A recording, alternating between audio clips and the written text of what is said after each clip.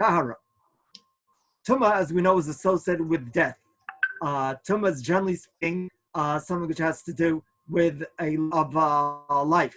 A mace, of course, the Avivos Tuma. A woman that is a nida is tame because she had the potential for becoming pregnant for having life, and when that potential is gone, then she becomes tame. So tuma is associated with life. Mitzora is considered to be like a mace, and the haftarah that we did last week, we're told of the fact that Naaman, the Sarsav Aram, and to the Jewish people, and he wants to be healed. And the king, when he heard that Naaman expected to be healed by the Jewish people, he says, "Am I God to be able to bring people to life?" Elokim Misalayos. So we see that a metzora is considered to be like a mace, and one that brings metzora back, like God in a certain sense. Thus, just as by a mace, he's metame ba'ohel, so a metzora has a tumah which is somewhat similar to masa ohel. Avodas Hashem, avodah on the Mishkan, is associated with life. The metzora that speaks lashon hara, that doesn't have a proper appreciation of life, of what life is meant to be about. A person that sees to it to speak properly, such a person is associated with life. The Gemara tells us that matakanasa of Baal lashon hara, it should be osek b'Torah. Torah is something which brings life to the world. So Ashreinu Matov Chalkenu, that we have the opportunity to try to cure the situation which the world is in, a situation of social separation, of Badad Yeshev, through our being involved in Torah, something that will hopefully bring a refuah and Yeshua to ourselves and to the rest of the world as well. Okay. Today, Bezrat Hashem, some sort of introduction to the Perek. Let me mention, as I indicated, that I think it's a good idea for people to try to focus, whether it be during B'kiyas Shiur or some other time during the day, on the Gemara, at least firstly on a B'kiyas level from Daf Kuf Chav Gimel, Amid Beis, till Kuf Chav Vav. There's a mission on Kuf Chav Vav, so to try to cover that. Like many sugyas in Shas, the first time you read it, it's going to be somewhat confusing, but you go over it again and again, and hopefully we'll get some sort of clarity on that. Okay, one issue which perhaps we will discuss more in the future. I'm not a big fan of administering tests and not of marking tests. Unless there's strong objection, we'll consider the possibility of maybe having some B'kiyas questions at some point on Kuf Chav Gimel to Kuf Chav Vav, just for the sake of encouraging our trying to get a handle on that. I'm sure we all want to do the best that we can during this Zman, and it's going to be not so easy. So perhaps having some review questions from time to time, perhaps that's something that will encourage us, it will help us see to it that in fact we're on top of things. Okay, the focus in this section, which we're learning, Kuf Chav Gimel to Kuf Chav Vav, is of course on Yerushas B'no HaBachar. And maybe some very brief halacha connected with that, which is at the center of the discussion on these pages. And then we will have a general introduction to Dina Yerusha, then come back to Dina Bechora and to our Perek. Let me point out that certainly in the Shiur today, we won't be focusing that much on that, on Sugya and Kuf Chav Gimel yet, more of a general introduction. One point that we will mention is that we have at the source sheet. If you take a look at the source sheet, Rabbi say, 1 second, please.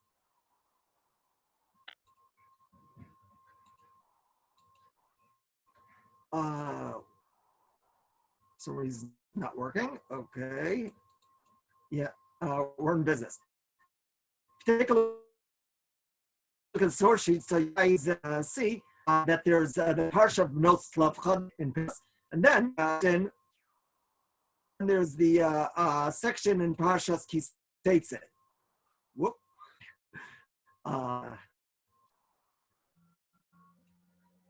Then the second part, my internet connection is unstable. Do you guys hear me? I hope you guys hear me. Okay. Yeah. In any case, so we have so the pasuk says, "Lo yuchal levaker ben ahova pnei ben asma b'char."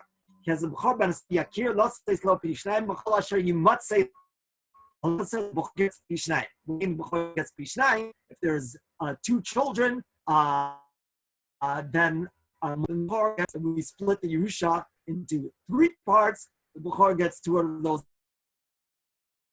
parts. X number of male children. We split the Yerusha into X plus 1 parts. The b'chor gets two of those. Then we split the Yerusha into 6 parts. Gets those 6. Okay. Now, in any case, we saw that the word what does that mean? Well, Chazal Darshan Matzoy Prat Lo, meaning, I think that Rashi al Torah cites that. The point being the following: Halacha says that the b'chor gets bishnayim of that the fellow owns is our property, which the fellow owns gets later, which only came to his possession later. The b'chor doesn't get bishnayim, as you see in the Rambam and Hilchos Nachlos on the left side of the page. In Perek, the Rambam writes, "Ein b'chor no tol pishnayim ben chasim haruyin lavo la'acha misas aviv. Al ben chasim u'muchzakim la'aviv shabo l'shusa. Shneim bar b'chol asher yimatzei la." The Rambam gives as an example. Let's say at the time when the father died, he had some limited amount of property. But after the death of the father, some rich uncle of the father dies. And that rich uncle, his Yerusha goes to the father Bekever, and then is transferred to the father's kids. So the Bechor will not get Bishnaim of those Nechas. Says the Rambam. Ketzad, Echad Mimoshe Aviv Shemetz. Ala'ach HaMisas Aviv, HaBechor VaPoshet Yorshin Ke'echad. Bechor doesn't get Bishnaim. The Rambam gives another example. If there was a loan that was owed to the father, if the loan was owed to the father, and that loan is paid up to the father, Bechor does not get Bishnaim. For example, somewhat of a chush. At some point, maybe we'll discuss that. If there's some boat that's at sea, some boat at sea, or will get Bishnai. Boat at sea should roll and not why it's considered employee. Apparently, it's not considered to be fully in the rishus of the father. Why not? It's not entirely clear. Perhaps due to the possibility that the boat Chas v'Shalom will sink. The Rambam had a brother that was involved in business, the brother bore the family. That brother unfortunately died at sea. In any case, so halacha says yimatzei lo, and our section discusses the fact that bechor does not get bishnayim in ro'oi. Now that halacha is agreed upon by all. However, there's somewhat of machlokas between Rebbe and Rabbanan, Peter and Kuf of Dalet Amrav, respect to the details of this halacha. After all, if a person dies and that property increases in value after the father's death, then will the bechor get bishnayim or not? So considering of machlokes between Rebbe and Rabbanan, the Gemara indicates on certain cases respect to which Rebbe will bechor does get bishnayim. Rabbanan say that he will. Particular scope of that machlokes is something that Bezrat Hashem we will discuss. Okay, so that's just a very brief introduction to the sugya that we're going to be learning. Now back to our general introduction to Dinei Yerusha. So Dinei Yerusha are found in of the sheet in Parshas Pinchas, and the pasuk says, and you'll tell me what's missing there in Parshas Pinchas. The Mishnah. The pasuk says after Bnos Tzlafchad come to Moshe Rabbeinu, they ask for Yerusha. The pasuk indicates that they are in fact right entitled to Yerusha. And the pasuk says Ish ki amos ve'in lo. Then Yerusha is given to a daughter. If he doesn't have a daughter, Yerusha is given to a brother. And if he doesn't have brothers, it's given to an uncle. And if there's such relatives, then it's given to whichever close relative whichever close relatives are alive. Okay. There is some close relative that's not mentioned that does get Yerusha. Can anybody tell me which is that close relative that doesn't get Yerusha? Feel free to unmute yourself and tell me which is the close relative that gets Yerusha. It's not listed. What? Wife? I'll make her say the father, whoever said that. So halacha says that the father does get Yerusha in the event that somebody dies and doesn't have children, or the children died, then in fact the father gets the Yerusha. Now,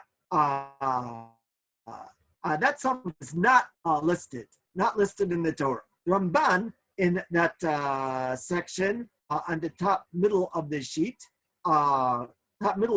discusses why in fact that's he discusses two issues we need to discuss. A, why the Torah does not discuss it explicitly. Number two, why it's so, or how we know that a father gets you. So why didn't discuss it explicitly? That's not derech bracha, that chas v'shalom, the children should die before the father.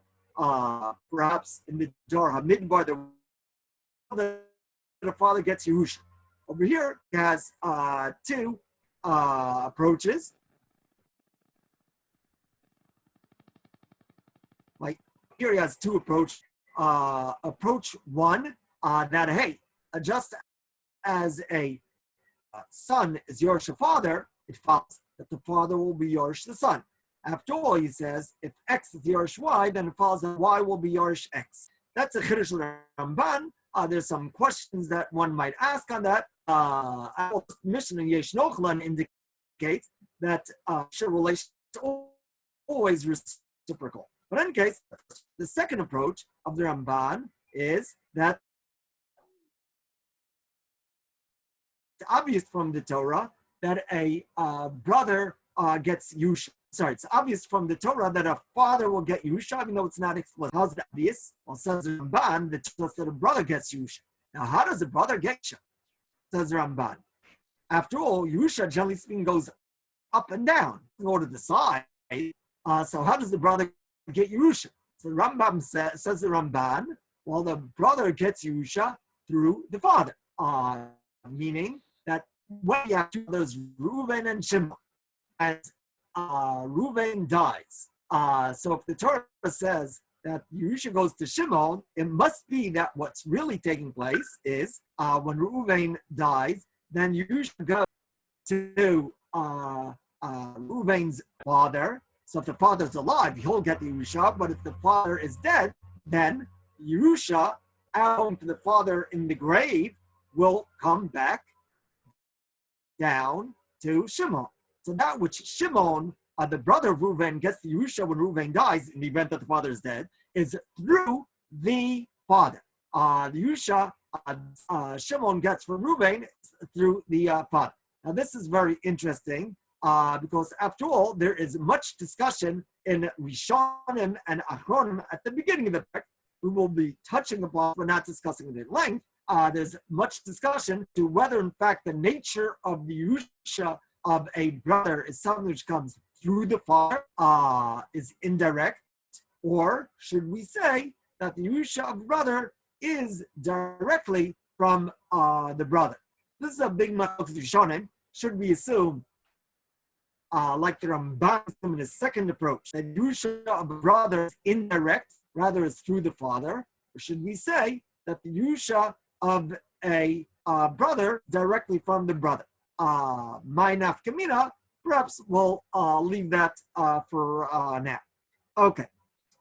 In any case, the basic Dinei Yerusha are somewhat simple. If you take a look at the Rambam, writes the following, gives us some basic rules for Yerusha. The Rambam tells us, left of the you guys see it on the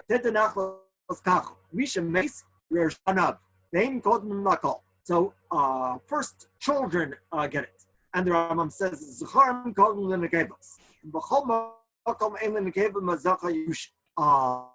so the males get it rather than the females. Parenthetically, why the end of halacha aleph, azcham kadol and kables, why that's together with halacha aleph and not part of halacha beis, I don't know. The sub is not something which was done by the Rambam. Rambam when halacha X, maybe it was mistakenly put together with halacha aleph. It would seem to be that the end of halacha aleph should go with halacha beis. So in any case, the first rule says the Rambam, Yusha goes to children rather than to others. If they're females, Yusha goes to sons rather than daughters. Halacha does say, if you take a look in the Rambam in Hilchos Ishus, he does discuss, this is a Perek Yud, I believe I wrote for myself. The Rambam does discuss the fact that women, daughters, are provided for. Rambam Perek Yud's test, middle of Perek Yud test, in the continuation of Prakim, discussed the fact that daughters are provided for in terms of mizonos, in terms of food and lodging, and in terms of parnasa, money for getting married. But in terms of yusha, so when there are males, then the females don't get. So it's a good question. Certainly don't know. That's not something I'm into. So in any case, the Rambam writes that we have a rule which says the next halacha says the Rambam, halacha gimel, if there's a certain person that had he been alive, he would get nachla, so if he's dead, then his kids will get nachla before others. Therefore, says Rambam in halacha gimel on the second line, lefichach misha meis, bein ishu bein isha, mniach bein yorish hakol. Nimsa lo ben ba'ol ainim al zero ben, im nimsa lebno, zera bein zachar bein kabis, tefilu bas, so what would the din be, for example, the fellow that dies? And he has, the fellow originally had a son and a daughter. Now that son died, but the son left a granddaughter. So again, the fellow that died has a daughter that's alive and has a great granddaughter from the son. Who's going to get all the Yerusha? Who's going to get all the Yerusha? Can anybody tell me? The great granddaughter or the great granddaughter get Yusha. Why? Well, the Rambam says, a person called Menachla in Perek Aleph in continuation gives us all the halachos which follow, from those aforementioned rules. But those are the basic rules. Those are rules that he has there in halacha aleph through halacha gimel, and the rest vidach perushahu zil gemar. The Rambam points out that every Jew does have a yoresh, only exception being, of course, a ger. There is some truth of the Rambam where it was asked that some fellow died and you didn't have any known relatives, so the Bezdin asked what should be done with the money. It should be given to the leaders of the community, call it some charity, whatever it is. Says the Rambam, none of the above. Anybody who touches the money, that's geza. Because everybody does have yorsh. Every Jew has yorsh. Not always do you know who they are, but every Jew has yorsh. Interesting. Rabbi Ariyav mentioned in one of his shiurim, we know that there's a din that matnas chimera kichsuvim b'chimsurim dam. A person who on his deathbed commands that his money should be given to whoever it is, then halacha says that a person who's sick, that he says that his property should be given to a certain individual, then we give it to that individual. And the Gemara indicates, I think this is in Baba Basra Kuf Chavdal, I'm not sure, that this is patterned after Yerusha. The Gemara says that a person who has a Yoresh had Matnas Chimra. Doesn't have Yorshim, doesn't have Matnas Chimra. I'm not Chavdalid, where it is down later. So the din of Matnas Chimra is only by a person who has Yush. When it doesn't have Yusha, doesn't have the din of a Matnas Chimra. So why should this be so? So those that say that there's no real similarity between the two, because they'll pattern one after the other. They mentioned some Aaron Levi, the Ramban, the Ra'ah, said, Ra'ah understands that the way Matnas Shchimra works is the following. A Matnas Shchimra, when a person says, will be given to Joe, then halacha views it as if all the individuals between himself and Joe are no longer alive, and thus Joe inherits from him. Because after all, every Jew could be Morish to any Jew under the sun, in theory, obviously would mean when there's lots of people dead in between. But the Yerusha could go from any person to any other Jew, FFB, or Jewish from birth, Jew, based on the fact that every Jew is related to every other Jew. The Gemara is an expression, Yerusha that the Yerusha could be transferred, could go back even to Reuven. The Gemara says it doesn't say Nochlin mashmeshes ba ad Yaakov Avinu, because we know that no Shevet will be totally destroyed. But in any case, so I just mentioned that Ra'ah, that that's associated with the idea that Yerusha, that there's always some Yorish. Basically, if you will, the way Yerusha works is if we build a family tree, so with the lower nodes being the later generation and the higher nodes being earlier generations, then Yerusha always tries to fall down. If it has nowhere to fall down, you pick it up one node and let it fall down again. But if it has nowhere to fall down, then another node, and that's the basic idea. So if a person dies, if he has kids, goes to kids. Doesn't have kids, goes up a generation to the father. If the father's dead, if the father's alive, it goes to him. Father's dead, it falls down again. If there's nowhere for it to fall down, you pick it up to the grandfather. The grandfather's alive, great, you give it to grandfather. Grandfather's dead, then it falls down again. Nowhere to fall, you give it to great-grandfather. If he's alive, you give it to the great-grandfather. If he's dead, it falls down. Again, if there's nowhere for it to fall down, then you pick it up to the great-grandfather of V'chule. That's basically what the Rambam discusses there in that Perek. Okay.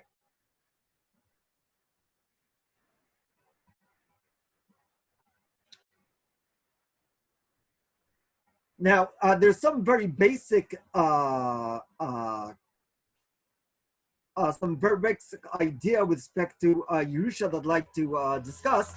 One which, as we'll see, perhaps we'll discuss the consideration that is something which has to do with our sugya. Let's say I want to transfer some object which was stolen from me. Am I able to do so? Let's say some Ganav stole my sefer, stole my car. Am I able to sell it? Allah says that no. It still belongs to me. But something that was stolen is shali, but not bershus. Full ownership involves two aspects, shalo and bershuso. So something that was stolen from me is shali, it's not bershus. Something which was shali, not bershusi, I am not able to sell, can't be maktish to operate on such a thing. It needs to be shali and bershusi. Nevertheless, certainly there is Yerusha by an object that is certainly there's Yerusha by an object that is stolen. Tivos and others point out that this is due to the fact that although one cannot be makna davar she'enu b'shuso, one can be morish. Why is this so? This has to do with a very basic difference between Yerusha on one hand and Hakna'a on the other. Hakna'a, when Hakna'a takes place, I, the makna, am up the object and putting it into somebody else's Rushas. Rusha is automatically, but more than that. More difference exists between Yerusha on one hand, or between Hakna'a on one hand and Yerusha on the other is the following. By Hakna'a, then the object, in a certain sense, whether physically or conceptually, moves from place to place. Before it was in my Rishus, then it's moved to your Rishus. By Yerusha, that's not the way it works. The object stays in one place. The property stays in one place. Rather, what's moving is that the Yoresh takes the place of, is kam tachtav, that's lashon of the Gemara, or is omed makom of the Morish. The Yoresh to the shoes of the Morish. The name on the bank account is now changed. Before it had the father's name, now it's the son's name. The bank account didn't go anywhere. Just there's a new owner on that bank account. The Yoresh wears the hat of the Morish, and therefore, says the Nesivos, therefore there is Yerusha in Davar She'eino B'Reshus. Davar She'eino B'Reshus, you can't operate, you can't transfer, but over here, it ain't going anywhere. Rather, what's taking place is that the Yoresh is taking the place of the Morish. And therefore, even by Davar She'eino B'Reshus, that's going to be the case. Along similar lines, if there's money that's owed to Reuven, and Reuven dies, there's Yerusha on that. Which one might ask, why is this so? After all, we know that it's not so easy to transfer a debt to someone. If somebody owes me money, then it's not so easy to sell that. There is a concept of mechiras shtaros, which I think we sometime earlier this year, if I'm not mistaken. Mechiras shtaros, according to some, is only midrabanan. There might be some ways of transferring a chov, but it ain't so simple. On the other hand, there certainly is Yerusha by a chov. Why is this so? Because as we said, by Yerusha, what's being transferred is not the property, not the chov, but rather the Yorshim are sticking to the shoes of the Morish. If you take a look at the source sheet, by the way, even those people that are camera shy, questions on the chat, respond. I'll try to, if I have it, answer questions which are asked. Getting back to the source sheet, if you manage to do that.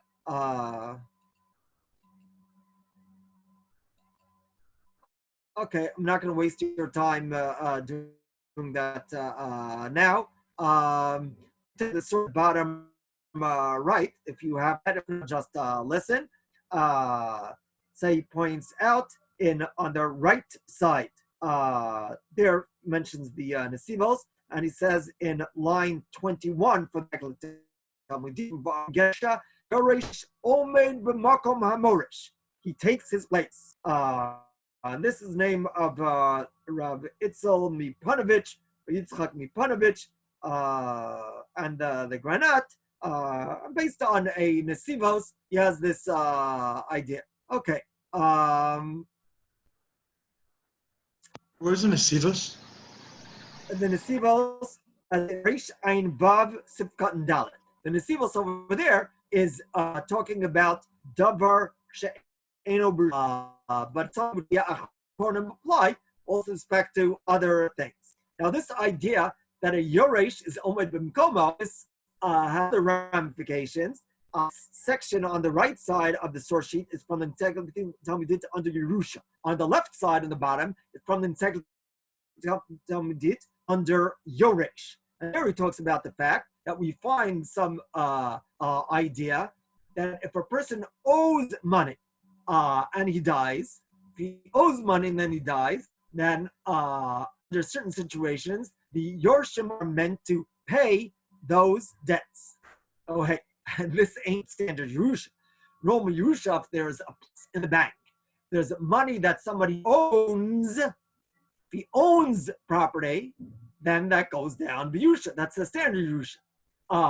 But Halacha says that also if a person owes money, he's a lova. Also then, there's some sort of concept that the Yorshim are meant to pay.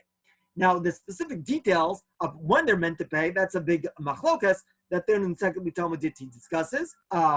Generally speaking, we assume that the obligation to pay is only from property that they inherited. But hey, that obligation to pay from property that they inherited is even in a situation where there's no proper lien on that property. After all, as we know, the Shibud Nechasim is mainly on karka, not on metaltal.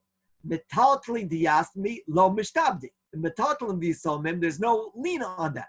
Nevertheless, under certain situations, halacha says that if a person dies and just has metaltlim, and that fellow owed money, then there's a mitzvah ala yisomim lefro chava savia. Mitzvah yisomim to pay their debts. Why? Due to the fact that the idea of Yerusha, of being of Yoresh, Yor steps into the shoes of his father. So in a certain sense, he's like a continuation of his father.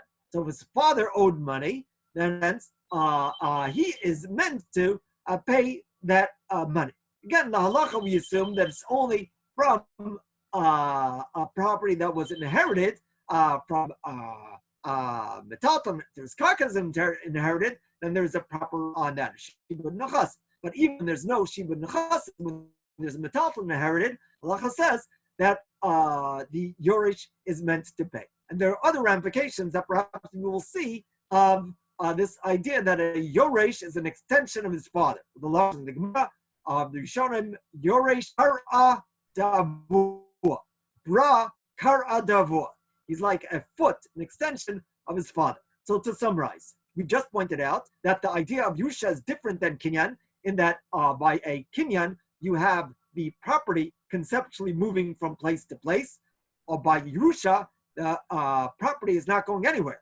Rather, one is stepping into the shoes of the Mor. And in light of the fact that Yerusha is stepping into the shoes of the Morish, we can understand that which halacha says, that this idea of stepping to the shoes is one which dictates that not only when there's property that the Morish owned does it go to the Yoresh, but also when there is money that the Yoresh, that the Morish owed. Also there's some sort of concept of Yerusha, that they're Yoresh the debt, in the sense that they're meant to debt. How far does this go, that one steps in his father's shoes? That's perhaps something that we will talk about a little bit more in the future. Okay, let me point out, there are many achronim that suggest the idea kam tachta, of being omed tachas aviv, is only by Yerusha of children, not by other Yorshim. However, Rabbi Ariav Ozer, one of the Rosh Yeshiva in Itri, he felt that this is so pasha that those Rishonim would seem to indicate that the idea of kam tachta is also true of other Yorshim. Okay.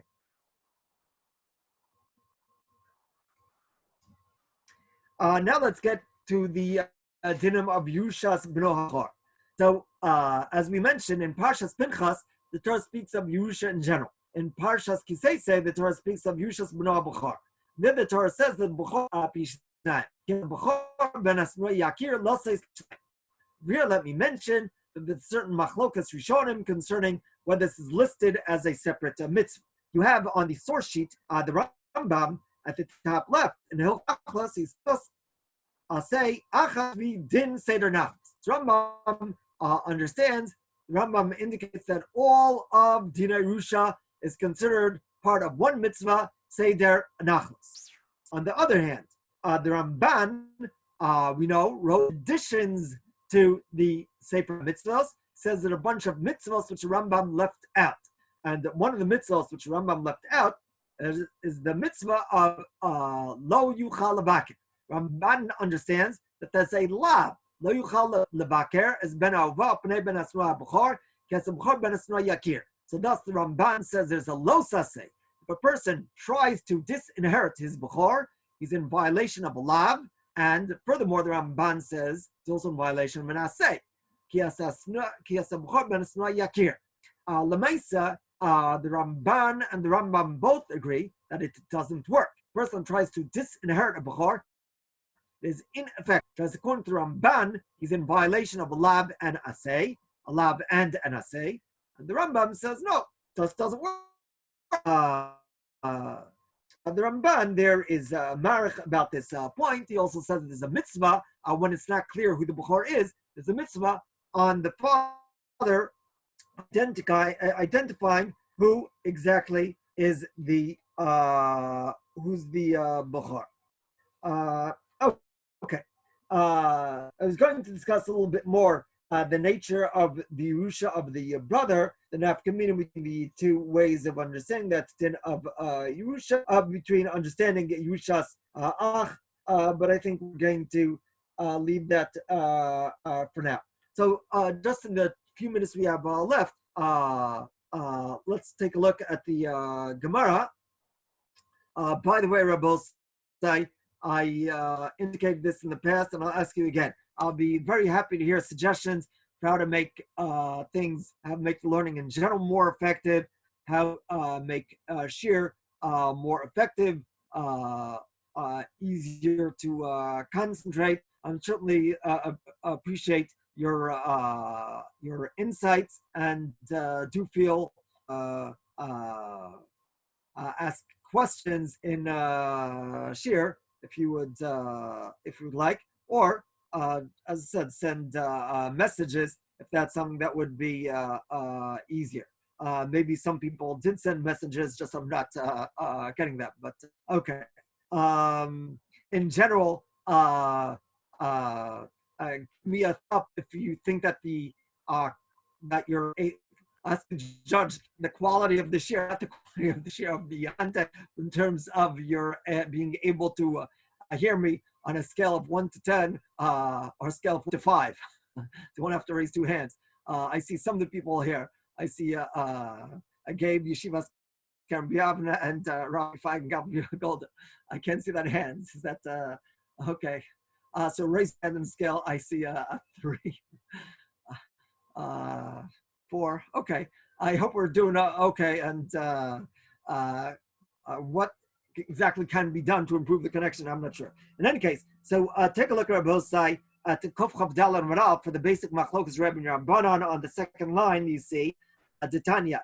Ein b'chor noto pishnayim b'shevach sheshivchu nechasim la'achim yisabiem. Rebbe Omer ani b'chor noto pishnayim b'shevach sheshivchu nechasim la'achim yisabiem. The Machlokas Rebbe and Rabbanan, the that does increase in value after the death of the father, does the Bechor get Pishnaim or not? Rebbe says that yes, Rabbanan say that not. The Gemara in the continuation, the Amud indicates that there's some situations where even Rabbanan agree to Rebbe, some situations where even Rebbe agrees to Rabbanan. The Brayse here on Kuf Chav Gimel Amud Beis mentions some certain cases of the Bechor Pishnaim. One of the things it says in that Brayse that the Bechor gets Pishnaim in the property, in the Shevach Sheshivchun Chas La'achim Sabiyim, and it would seem at first glance, although according to some Rishonim this might not be the case in Maskana, it would seem that this price is going to Rebbe, according to Rebbe, not according to Rabbana. There are some elements here, that some parts of the Brisa that are true, Bein LeRebbe, Bein LeRabbana. Okay, it's a pleasure being back. I thank you for your time. I realize that things are a little bit rough, but as they say, when the going gets tough, the tough get going. So Bezrat Hashem, we should be zoch to have a wonderful Zman, and looking forward to growing together, to having the most wonderful Zman possible. And let's keep in mind, let's all try to daven for Klal Yisrael. Our Torah that we learn should be the Refus Am Yisrael and the Iyun Nishmas, all those very holy people that unfortunately have succumbed to this have a wonderful day. Call to Thank you, Rabbi. all the best. Thank you, Rabbi. Thank you.